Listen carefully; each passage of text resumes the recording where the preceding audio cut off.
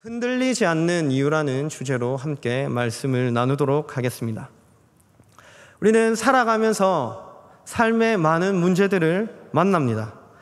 때로는 그 문제들이 버겁고 힘들며 정말 내가 이 문제를 감당할 수 있을까라는 그런 근심과 두려움에 사로잡힐 때가 참 많습니다. 그때 우리는 이렇게 표현할 수 있습니다. 내 인생이 흔들리고 있다.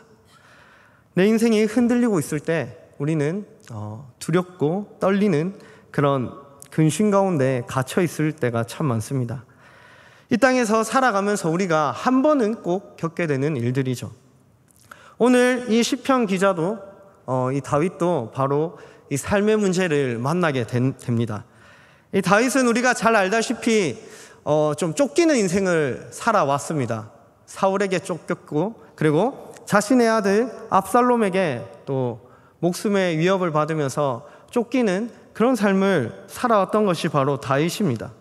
그런 상황에서도 다윗은 죽음의 위기 앞에서도 많은 시편을 기록하였습니다. 우리가 방금 읽은 이 시편 16편도 바로 이 다윗이 대적들에게 쫓기고 있을 때 기록한 시편입니다.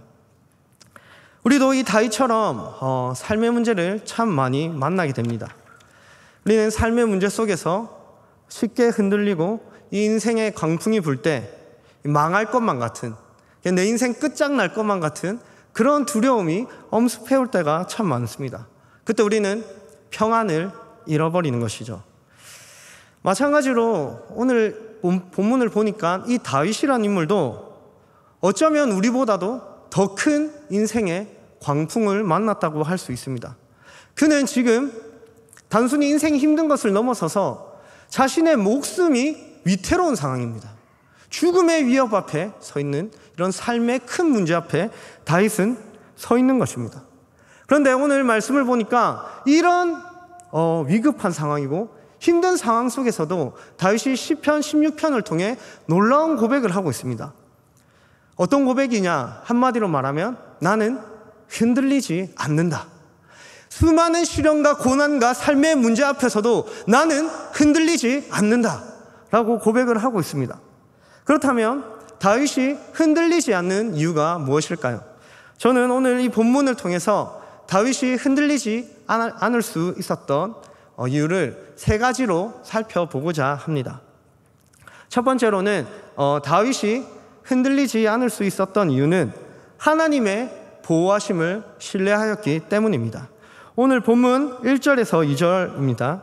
하나님이여 나를 지켜주소서. 내가 주께 피하나이다. 내가 여호와께 아뢰되 주는 나의 주님이시오니 주밖에는 나의 복이 없다 하였나이다. 다윗은 지금 외치고 있습니다. 하나님이여 나를 어떻게 해달라고 하죠? 지켜주소서. 하나님께 자신을 지켜달라고 지금 간곡히 기도하고 있습니다. 여기서 이 지키다라는 이 단어는 사실 다윗이 정말 잘 이해하고 잘 알고 있는 단어입니다. 다윗은 이 왕이 되기 전에 어떤 일을 했던 사람입니까? 그렇죠. 양을 치던 목자였습니다. 이 다윗은 과거에 목자로서 양이 잘 있는지 항상 양을 사랑으로 잘 돌보고 관심을 가지고 또 다른 길로 가는 양은 없는지 잘 체크하면서 그렇게 양을 지켜주고 보호해주던 역할을 다윗이 했습니다.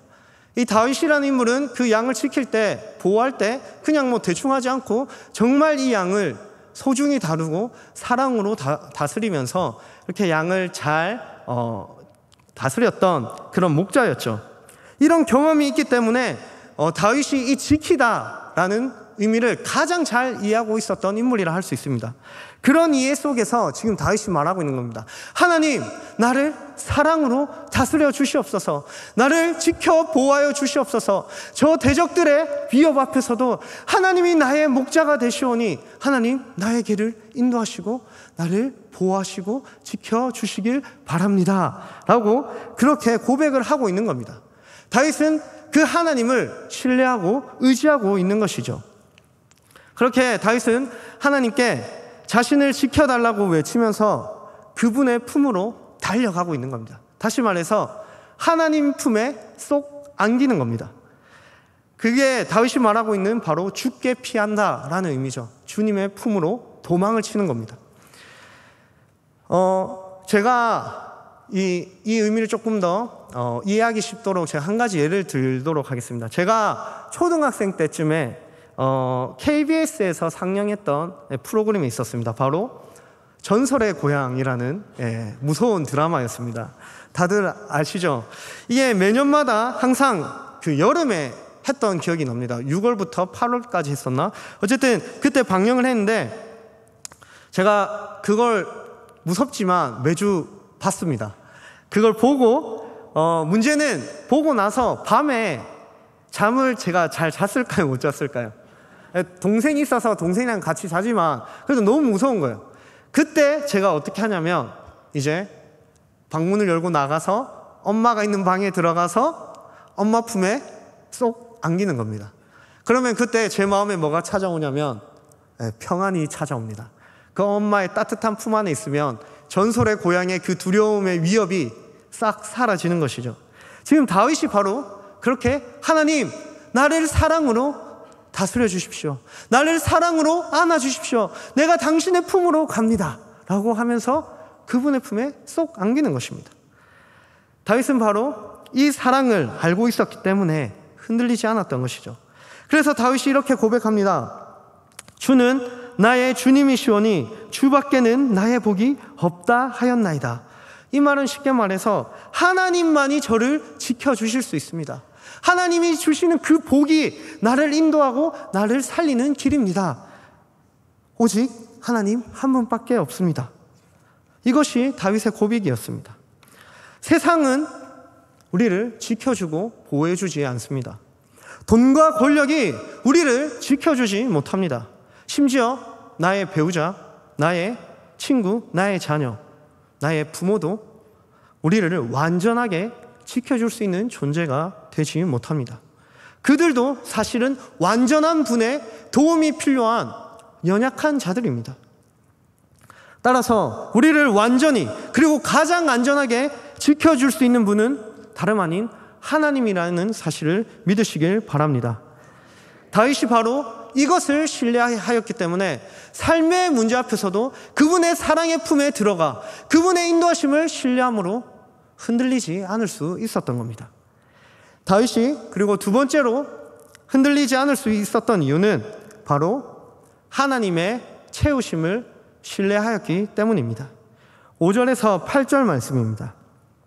여호와는 나의 산업과 나의 잔의 소득이시니 나의 분깃을 지키시나이다. 내게 줄로 재어준 구역은 아름다운 곳에 있으며 나의 기업이 실로 아름답도다.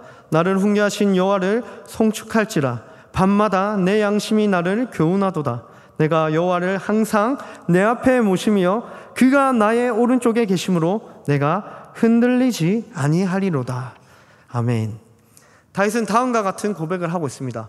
여호와께서 뭐가 되신다고 합니까? 나의 산업, 나의 잔, 나의 소득, 나의 분깃이 되어주십니다 라는 다윗의 고백입니다. 다윗의 이런 고백은 여호수아가 이 가나안 정복 후에 12지파에게 각각 이 땅을 분배했던 때를 기억나게 합니다. 이스라엘이 가나안을 정복한 후에 지파별로 이 땅이라는 산업과 분깃을 분배받았는데요. 이때 한 지파만이 이 땅을 산업과 분깃으로 받지 못하였습니다. 어느 지파인지 혹시 아십니까? 네, 맞습니다. 레위 지파입니다. 레위 지파의 산업과 분깃은 이 땅이 아니라 바로 하나님 자신이었습니다. 레위 지파는 철저히 먹고 마시는 문제에 있어서 하나님을 의지해야만 했습니다. 민수기 18장 20절 말씀입니다. 여호와께서 또 아론에게 이르시되 너는 이스라엘 자손의 땅에 기업도 없겠고 그들 중에 아무 분깃도 없을 것이나 여기서 내가는 바로 하나님입니다. 내가 이스라엘 자손 중에 내 분깃이요 내 기업이니라. 지금 하나님께서 레위 지파의 분깃과 기업이 되어주시겠다고 약속하십니다. 그들이 먹고 마시는 문제, 그들의 삶의 모든 문제를 하나님이 어떻게 하시겠다는 말씀이십니까? 직접 내가 채워주겠다라고 하시는 약속입니다. 이 약속은 다름 아닌 하나님 자신, 하나님의 모든 것, 하나님 자신을 다 주겠다라고 하는 놀라운 약속이죠. 다윗은 지금 바로 이 레위 지파를 향한 그 약속을 인용하면서 자신의 삶에 있어서 자신의 삶의 산업과 분깃과 자는 다름 아닌 바로 하나님이라는 고백인 것입니다. 다윗은 다른 어떤 것을 지금 구하기보다, 삶의 문제 앞에서 다른 것을 구하기보다 하나님 자신을 구하고 있는 겁니다. 하나님 자신으로 나를 채워주십시오. 하나님 당신으로 내 삶을 채워주십시오. 하나님 내 삶을 인도하여 주십시오. 하나님 당신밖에 없습니다 라는 그런 고백이시죠. 다윗은 쉽게 말해서 이렇게 말하는 겁니다. 하나님, 1분 1초 모든 순간 하나님과 함께하고 싶어요 라는 그런 고백입니다. 하나님은 이 다윗의 고백대로 하나님 자신을 다윗에게 주시는 것이죠. 다윗은 하나님으로 인해 행복하고 기뻤습니다. 하나님으로 즐거웠습니다. 한번 생각해 보시길 바랍니다. 만약 우리에게 건강이 있습니다. 건강이 있지만 하나님이 없다면 어떨까요? 참된 만족이 우리 삶에 있을까요? 우리에게 정말 멋진 집이 있고 멋진 휴가를 가고 많은 돈이 있지만 하나님이 우리 삶에 없다면 그 삶은 어떤 삶일까요? 우리가 천국에 갔을 때 길거리에 소위 말해서 순금이 깔려있다. 원래 천국은 그런 곳은 아닙니다. 그렇다고 치더라도 순금이 있고 먹고 싶은 거 마음대로 먹을 수 있는 곳이라고 하더라도 그곳에 하나님이 없다면 그것이 정말 천국일까요? 하나님이 우리 삶에 자신을 주실 때 비로소 하나님이 주시는 우리 삶의 다른 선물들이 의미가 있는 것입니다.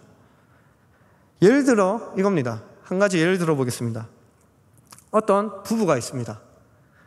남편은 아내를 정말 사랑합니다. 아내도 남편을 정말 사랑합니다. 이렇게 아내와 남편은 서로를 원하고 서로 사랑하는 관계죠. 그런데 어느 날 이 남편분이 오늘 좀 아내에게 감동을 줘야겠다라고 생각하고 그냥 기념일도 아닌데 지나가다가 꽃을 하나 샀어요. 꽃을 사가지고 밤에 이제 퇴근을 하고 딱 들어가가지고 아내에게 꽃을 선물로 줍니다. 아내는 기분이 어떨까요? 안 받아보셨나요? 네, 기분이 좋죠, 당연히. 기분이 좋을 거예요. 근데 이 꽃이 의미가 있는 이유가 무엇입니까? 그 꽃 안에 남편의 사랑이 새겨져 있기 때문에 이 꽃이라는 선물이 의미가 있는 것입니다. 그런데 만약에 이 꽃이 정말 아름답고 예쁘지만 남편이 없다고 생각해 보시기 바랍니다. 그때 그 꽃은 의미가 있을까요? 없을까요? 아무런 의미가 없는, 그냥 꽃에 불과하는 겁니다. 남편의 사랑을 누리고 남편과 함께하는 그 삶을 기뻐할 때 그 꽃이 의미가 있게 되는 겁니다. 남편이 준 그 선물이 의미가 있는 것이죠. 만약 남편이 아내를 사랑하지 않고 그냥 돈만 벌어온다고 생각해 보시기 바랍니다. 그러니까 돈만 툭 던져주고 그냥 대화도 안 하고 이 남편에게 사랑을 받는다고 생각도 들지 않는다고 해봅시다. 남편이 아무리 많은 돈을 벌어오더라도 아내가 행복할까요? 행복하지 않을까요? 속으로 행복할 수도 있을 것 같은데 라고 생각하실 수도 있을지 모르겠지만 근데 이게 계속 가면 행복하지 않다는 걸 느낍니다. 불행하다는 것을 깨닫게 될 것이죠. 마찬가지로 우리가 우리의 삶에 모든 것이 다 있다고 하더라도 우리에게 삶이라는 이 선물을 주신 하나님을 우리가 잃어버린다면 이 모든 것은 아무런 의미가 없는 것입니다. 다윗은 바로 이 사실을 알고 있었습니다. 다윗은 하나님이 주시는 이런 부가적인 선물에 집착하는 사람이 아니었습니다. 다윗은 하나님을 원했던 것입니다. 하나님 그분을 원했습니다. 하나님을 더 사랑하기를 원했고 하나님과 깊이 교제하기를 원했고 하나님의 지식으로 충만하기를 원했고 하나님의 사랑 안에서 행복하기를 원했던 겁니다. 그래서 다윗은 하나님으로 자신을 채워주기를 바랬던 것입니다. 그런 다윗의 인생에 하나님이 채워주시는 것이죠. 그래서 다윗의 이런 흔들리는 인생 속에서도 하나님으로 인해 흔들리지 않을 수 있었던 겁니다. 다윗은 본문 7절에서 8절에서 다음과 같은 고백을 했습니다. 나를 훈계하신 여호와를 송축할지라 밤마다 내 양심이 나를 교훈하도다. 우리 8절 한번 같이 읽어볼까요? 시작.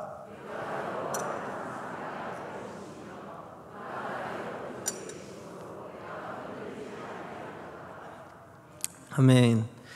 다윗은 하나님을 채워지기를 원했기 때문에 늘 말씀으로 교훈을 받았습니다. 하나님의 말씀 안에서 자라나고 있었고, 이렇게 하나님의 말씀 안에서 순종하며 살아가는 삶을 살아가는 것입니다. 그리고 이런 고백을 합니다. 그분은 내가 여호와를 항상 내 앞에 모시고 그분은 나의 오른쪽에 계시기에 내 삶이 흔들리지 않는다. 이 오른쪽에 계신다는 것은 어떤 의미일까요? 오른쪽은 보통 성경에서 힘, 그리고 지지, 명예, 영예라는 의미를 가지고 있습니다. 이 당시 군인들은 전투를 할 때, 군인들이 전쟁을 할 때 왼쪽에 방패를 들고 오른쪽에 무기를 들었습니다. 자, 그러면 질문을 하겠습니다. 전쟁을 할 때 왼쪽엔 방패가 있지만 오른쪽엔 무기가 있습니다. 어디가 가장 취약할까요? 왼쪽이 취약할까요? 오른쪽이 취약할까요? 오른쪽이 취약하죠. 여기는 방패가 없지 않습니까? 다시 말해서 지금 하나님이 오른쪽에 계신다는 것은 무슨 의미냐? 하나님이 우리의 오른쪽 방패가 되어주셔서 우리를 지켜주시고 보호해주신다는 의미입니다. 하나님은 우리의 인생의 방패가 되어주시는 것이죠. 그렇게 하나님은 우리에게 자신의 모든 것을 주시면서 우리를 지켜주시는 것입니다. 하나님으로 우리의 인생을 채워주십니다. 그리고 그분이 우리의 인생의 오른편에 방패가 되어주셔서 삶의 광풍들을, 대적들의 공격들을 막아주시는 겁니다. 다윗은 바로 이 사실을 신뢰하고 믿었습니다. 하나님이 자신의 인생을 채워주시는 산업이자 분기시라는 사실을 잘 알고 있었기 때문에 다윗은 삶의 문제 앞에서도 흔들리지 않았던 겁니다. 마지막으로 세 번째, 다윗이 인생의 문제 앞에서도 흔들리지 않을 수 있었던 이유는 하나님께서 죽음으로부터 자신을 건질 것을 신뢰했기 때문입니다. 우리 9절에서 10절을 보겠습니다. 이러므로 나의 마음이 기쁘고 나의 영도 즐거워하며 내 육체도 안전히 살리니 이는 주께서 내 영혼을 수월에 버리지 아니하시며 주의 거룩한 자를 멸망시키지 않으실 것임이니이다. 아멘. 제가 앞에서도 말했지만 다윗은 어떤 삶의 문제를 만났습니까? 죽음의 위기 앞에 있다고 했습니다. 이런 상황 속에서 지금 다윗은 놀라운 고백을 합니다. 9절을 보니까 자신의 육체가 안전할 것이다 라고 말합니다. 그리고 자신의 영혼은 수월에 버려지지 않을 것이다 라고 말을 하고 있습니다. 지금 다윗은 자신의 육체가 썩지 않을 것이라고 말하고 있는 것이며, 이 수월에 내려가지 않을 것이라고 말하는데 이 수월은 무덤을 의미합니다. 무덤에 내려가지 않을 것이다 라고 이야기를 하는 것이죠. 이것은 자신을 죽음의 위기로 몰고 있는 대적으로부터 승리하게 될 것이라는 신앙적인 고백이죠. 자신은 하나님께서 자신을 죽음의 위기로부터 건져내주실 것이다. 죽음의 권세로부터 나를 구원해 주실 것이다 라는 것을 믿고 있었던 겁니다. 하나님은 다윗을 그렇게 죽음의 권세로부터 죽게 내버려 두시지 않으시는 것이죠. 그래서 다윗은 이 죽음의 두려움 앞에서도 용기를 가질 수 있었고 믿음으로 걸어갈 수 있었던 겁니다. 우리가 여기서 근데 생각해 볼 문제는 이 다윗이 지금 자신의 육체가 썩지 않을 것이라고 이야기를 했고 무덤에 들어가지 않도록 하실 것이라고 이렇게 고백을 하고 있는데 생각해 보면 이 다윗의 말대로 되었는가라는 것입니다. 물론 영적인 의미로는 다윗이 이 죽음의 대적으로부터 건짐을 받았죠. 그러나 이 성경의 말씀은 그대로 보면 정말로 죽지 않는다는 의미입니다. 정말로 육체가 썩지 않고 그리고 정말 내 영혼이 무덤에 내려가지 않는다는 그런 1차적인 의미가 있습니다. 그런데 이 다윗의 고백대로 다윗이 육체가 썩었습니까? 썩지 않았습니까? 결론적으로 나중에 썩었죠. 그리고 무덤에 들어갔습니까? 안 들어갔습니까? 다윗이 무덤에 들어갔습니다. 다윗도 다른 사람들처럼 육체가 썩고 한 줌의 흙이 되어 땅에 묻혔습니다. 그렇다면 지금 다윗은 무엇을 보고 이런 고백을 하고 있는 것일까요? 그는 어떤 확신을 가지고 지금 자신의 육체가 썩지 않고 내 영혼이 수월에 내려가지 않는다고 고백을 하고 있는 것일까요? 다시 말해, 하나님이 자신을 어떻게 죽음의 권세로부터 영원히 건질 것이라는 것을 보았을까요? 사실 이 시편은 다윗의 시편이기도 하지만 동시에 이 시편은 예수 그리스도의 시편입니다. 우리가 읽은 이 부분은 예수 그리스도께서 죽음의 권세를 이기시고 부활하실 것이라는 것을 예언하고 있는 시편입니다. 예수 그리스도께서 승천하신 후에 오순절 성령 강림 사건이 있었습니다. 이 사건 때 베드로가 성령의 충만함을 받고 설교를 합니다. 그때 죄인들이 몇 명 회개하고 돌이킵니까? 3,000명. 3,000명이 회개하고 돌이키는 역사가 일어납니다. 그래서 세례를 받죠. 그때 이 베드로가 3,000명을 회심시킬 때 했던 구약의 설교들이 있었습니다. 그 중에 하나가 바로 오늘 읽은 이 시편 16편을 가지고 베드로가 그 자리에서 설교를 하였습니다. 그 설교의 내용이 바로 사도행전 2장 24절에서 32절 말씀입니다. 우리 한번 볼까요? 네, 제가 읽겠습니다. 물 한 번만 마시고 제가 읽어드릴게요. 네, 이거는 지금 제가 설교하는 게 아니라 베드로의 설교입니다. 잘 들어보시길 바랍니다. 베드로는 시편 16편을 어떻게 설교했는지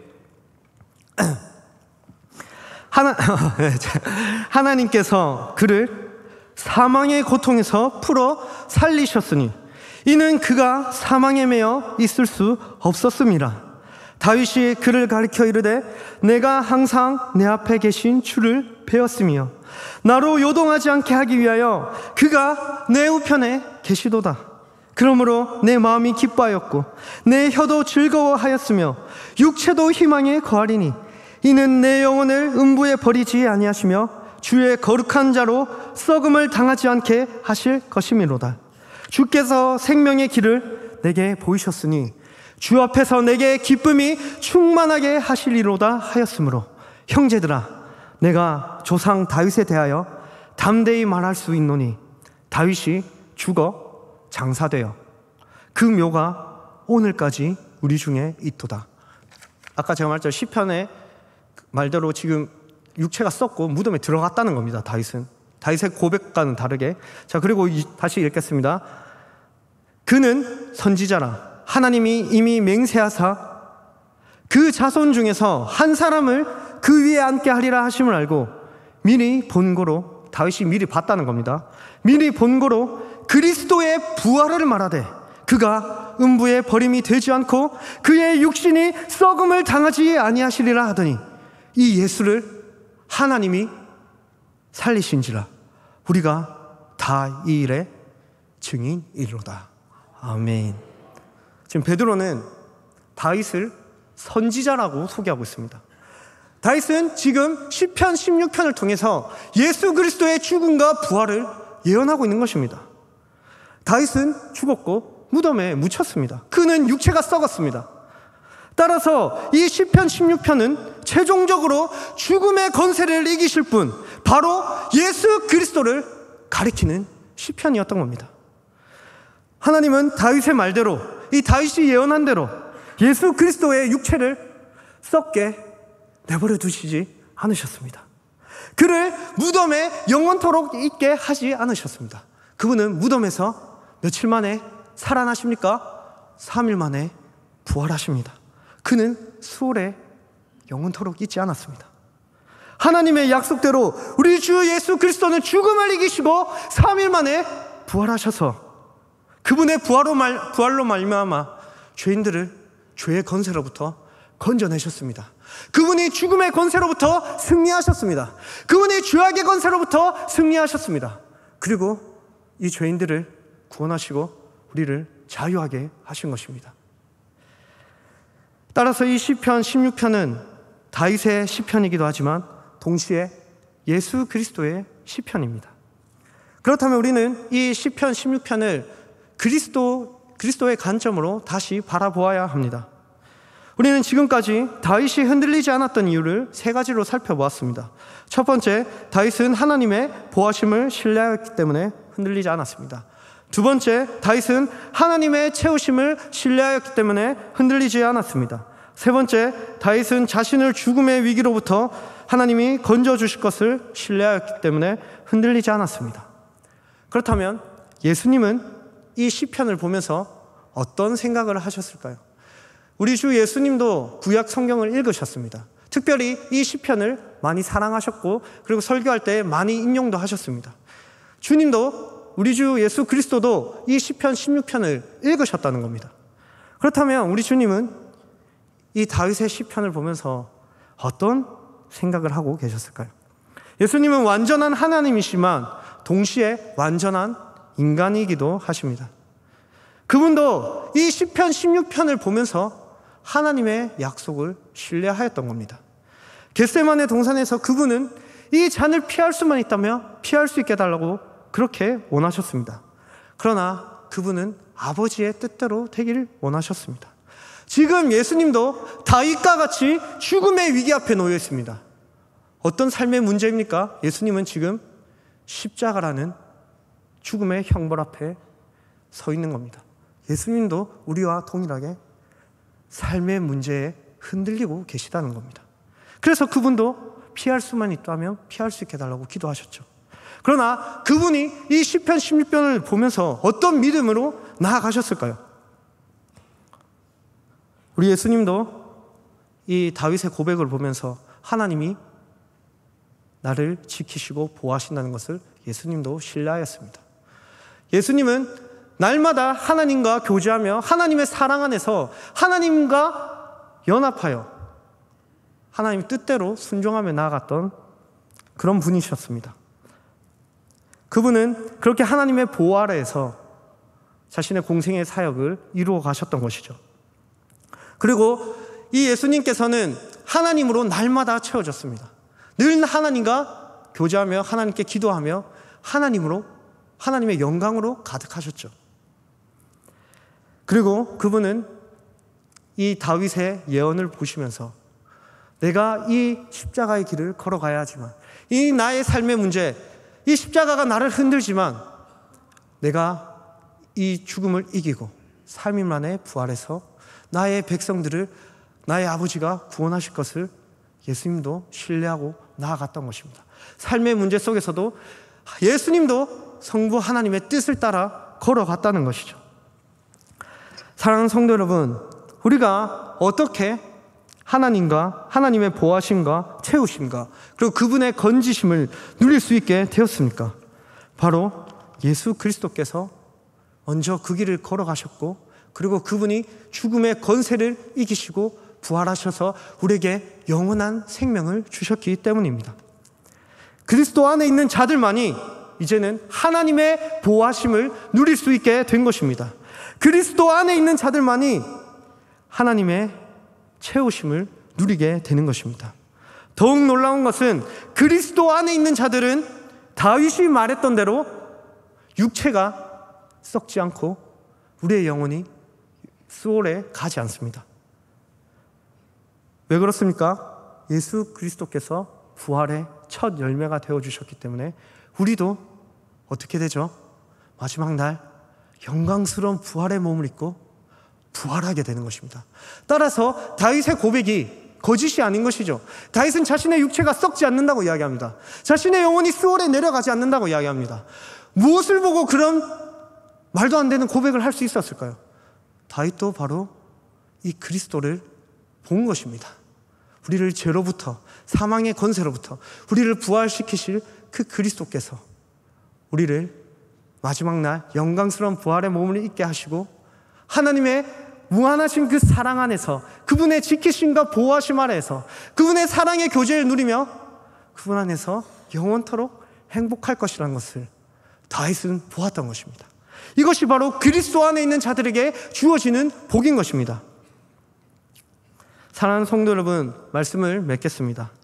우리가 어떻게 죄와 사망이 흘러넘치는 이 세상 속에서 삶의 많은 문제들이 강풍같이 불어오는 이 상황 속에서도 어떻게 흔들리지 않을 수 있습니까? 바로 우리는 그리스도 안에서 하나님의 보호하심을 누릴 수 있기 때문입니다. 그리스도 안에서 하나님과 교제를 누리며 그분으로 채워지기 때문입니다. 그리스도 안에서 죽음의 문제를 극복하고 영원한 생명의 길로 인도하시는 하나님의 사랑이 우리 가운데 있기 때문입니다.